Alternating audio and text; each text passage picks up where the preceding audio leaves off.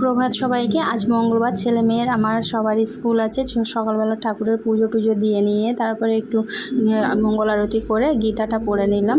তার গীতা দেবান ভাবয়তানেন্তে দেবা ভাবয়ন্তু পরস্পরং ভাবয়ন্তু শ্রেয় পরম বাপস্যথ।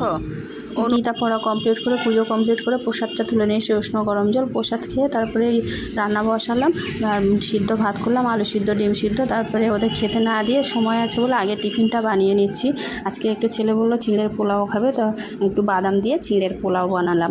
তারপর ওরা ডিম সিদ্ধ, ভাত, আলু সিদ্ধ দিয়ে ভাত খেলো। ভাত খেয়ে তারপর আমি টিফিনটাও গুছিয়ে দিলাম। ওর বাবাও ভাত খেয়েছে। তারপর টিফিনটা নিয়ে ওরা স্কুলে চলে যাওয়ার পরে আমিও নিজে চিঁড়ের পোলাও, একটু খেজুর, ডিম সিদ্ধ খেলাম, হরলিক্স খেলাম।